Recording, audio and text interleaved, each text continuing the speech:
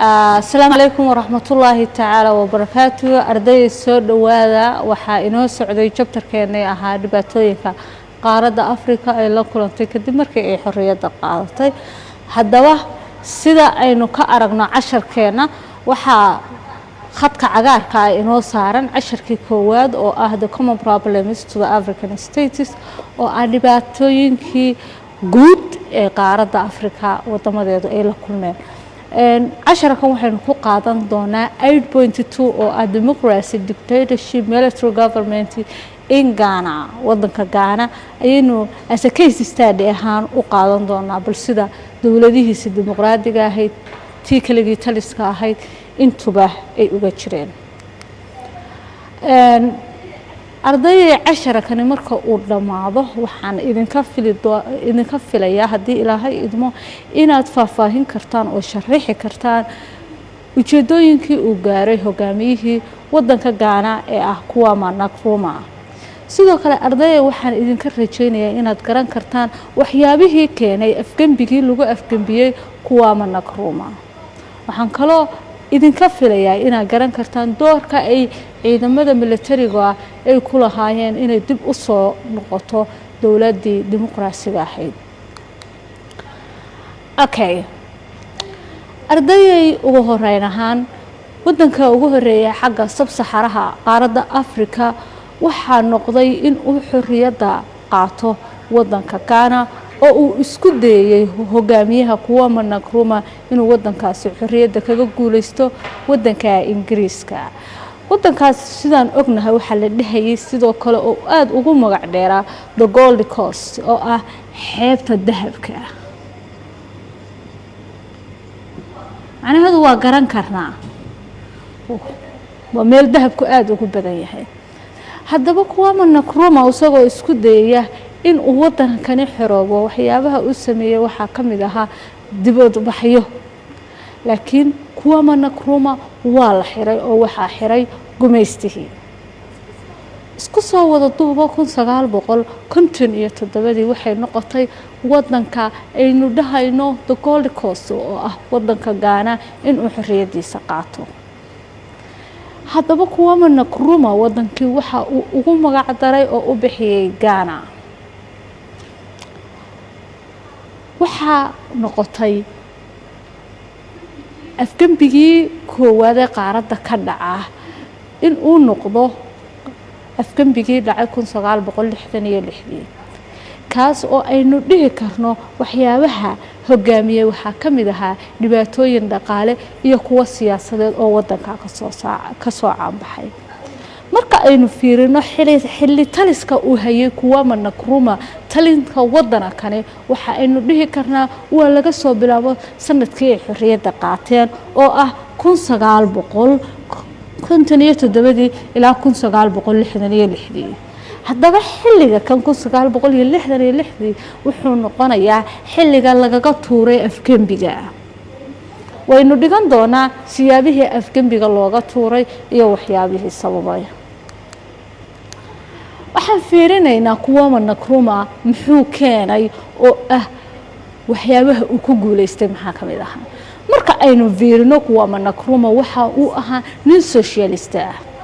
oo halka waxaynu ka garanaynaa nidaamka dhaqaale ee dalkan uu ku hogaaminayo waa nidaamka communism-ka ee ah command market-ka halka waxa garanaynaa suuqu inuusan xor ahayn oo ay haysato maamulayso dawladdu waxyaabaha uu doonaya waxa kamid ah inay isbedesho hanaanka nolosha ee dadkiisa sidaas darteed waxa uu sameeyay in uu sameeyo ururo iyo warshado wax soo saarkii uu soo saaray oo dabalgareeyay waxa kamid ah kokowga sidoo kale warshadaha beeraha wax soo saarka badda oo ah kalluumaysiga iyo cattle breeding oo ah wax soo saarka lo'da ay soo saarayaan intaba wuxuu ku keenay oo uu ku guuleystay in uu faafiyo oo uu maalgashi badan ku sameeyo si ay u soo kobciyaan dhaqaalaha wadanka waxyaabaha kale oo uu keenay waxa kamid ahaa in uu si fiican u soo saaray goldiga iyo bauxite-ka oo aynu niraahno bauxite-ku marka chemistry-ga la joogo waa iron ore-ka.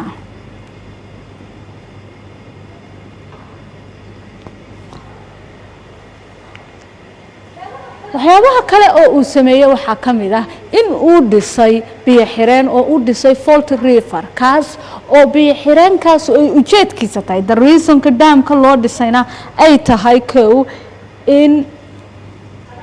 laga rabo irrigation oo ah beerashadii oo ah crop production-ka iyo sidoo kale wax soo saarkii korontada oo aynu dhahno hydroelectric power oo ah awoodda danabeedka biyaha laga dhaliyo. taasina waxay keentay in ay siiso koronto ku filan wadanka magaalooyinkiisii. intaa waxaan dhihi karnaa waa guulihiisa kale waxaa ka mid ah waxa uu noqday nin soo caanbaxay oo sumcad weyn ka haysta caalamka. waxyaabihii uu ku soo caanbaxay waxaa ka mid ah in uu taageero ka ahaa dhaqdhaqaaqii xorriyadda qaaradda Afrika ee la dhahayay Pan Africanism oo aynu ognahay ereyga ban in uu yahay all macnaheedu dadka inay isu wada tagaaneen Pan Africanism movement. waxyaabaha uu rumaysnaa waxaa ka mid ah in qaaradda Afrika yeelato hal maamul oo isu timaado oo federation noqoto. waxyaabaha kale oo uu ku guuleystay waxaa ka mid ah inuu sameeyay isu tag dhaqaale oo ay ku midoobayaan Guinea iyo Mali.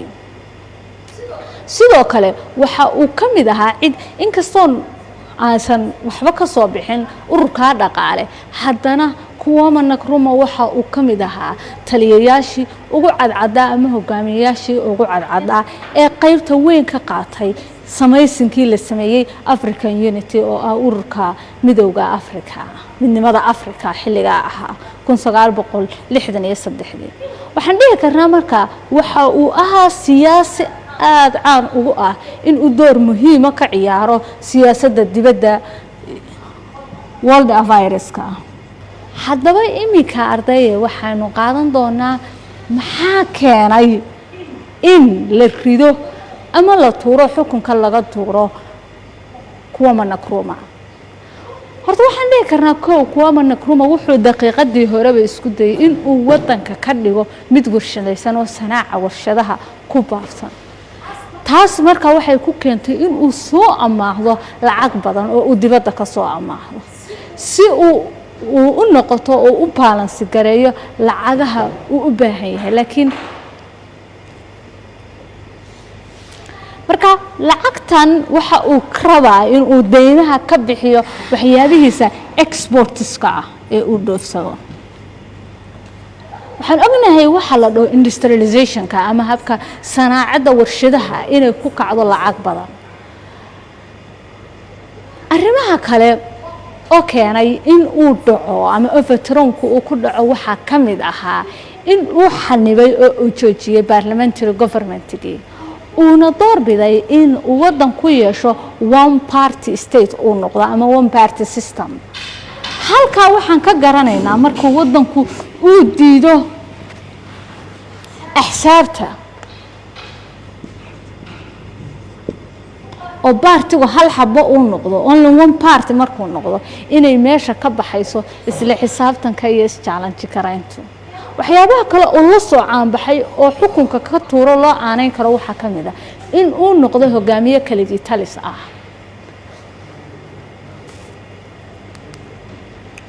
haddaba 1959 waxyaabaha uu keenay waxaa ka mid ahaa in uu cid allaaleeyo ciddii ka soo horjeeda ama uu tarxiilo ama uu xabsiga dhigo. tusaale ahaan inayba xabsiga ku jiraanin 5 sano in ka badan ayadoo oo aan la soo istaajin maxkamad oo aynu dhahno trial.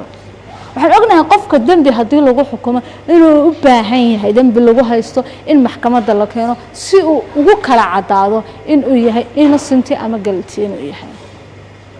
tusaale ahaan waxaa ka mid ah hogaamiyihii mucaaradka ah ee aad ka loo xushmeynayay ee ahaa G.B.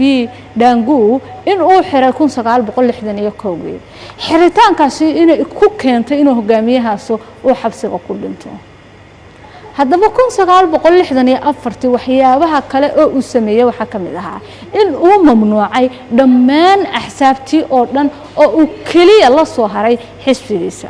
taasi waxay keentay in uusan ogolaan karin in marna lagu sameeyo dhaleecayn oo uu diidayo dhaleecaynta sababtoo ah haday meesha soo galaan axsaabta kale waxay keenayaan ballan qaado sidoo kalena waxay tusayaan in dadka citizens-ka waxay tusayaan daliil ay leedahay dawladda waxyaabaha kale kuwa Nkrumah ku keenay in uu la rido la afkambiyo waxa weeye uu ismahadiyay waxa uu dhisay in uu wadankii uu ka dhiso sawiradiisa uu ka taago oo waliba uu soo aqoonsado in uu yahay aabaha wadanka halku dhigyada uu isticmaali jiray waxa kamid ah kuwama is awar masiixi oo ah kuwama waa badbaadiyaheena sidoo kale inuu dhaho Nkrumah never dies oo ah ma dhimanayo arrimahan oo dhan waxay noqdeen arrimo dadku ay jiibta iyo jaanta ay isla helaan oo ay aaminaan una arkaan in uu yahay shakhsi sidaas oo dhan u karaamo badan waxyaabaha kale oo aan dhihi karno wuu u aanayay waxa kamid ahaa inuu dhacday corruption sidoo kale waxa uu aad u dhisay ciidamadiisa haddaba sanadku markuu ahaa 1966 waxa uu safar u aaday wadanka China waxaan ognahay China inay iskaga mid ka yihiin siyaasadda oo ay isla yihiin communist haddaba wadanka Mareykanka CIA-diisa ayaa waxay ka dameysay inqilaabkii lagu riday oo ay dabada ka riixayeen maadaama ay diidan yihiin Mareykanku xiriirka uu Nkrumah la leeyahay wadamada hanti wadaaga oo waxaynu ognahay adduunka inay ka jirto wixii la dhahayo Cold War oo ay laba garab u kala jabeen oo ah garabka communistaha iyo garabka kapitalistaha haddaba waxa ku dhacday in ay military Afghanistan sameeyaan dimuqraadiyadii ay soo celiyaan sidoo kalena ay sameeyaan in dastuurkii wadanka taasuna ay meesha ka saarto in ay dib u soo laaban karto dictatoriyadu dastuurkii waxa uu noqday mid dhaqan gala oo la diyaariyay 1969 oo doorasho ay ku soo celiso Dr. Kofi inta arday waxa inuu ku eg casharkeeni labaad oo aynu ku baranaynay siyaabaha ay isu bedeshay dawladii ka talinaysay wadanka Ghana xilliga xorriyadda kadib waxaan idin rajaynayaa guul iyo baraare intaas ayuu casharkeena inuu ku eg yahay waana mahadsantihiin daawasho wacan iyo faham wacan insha Allah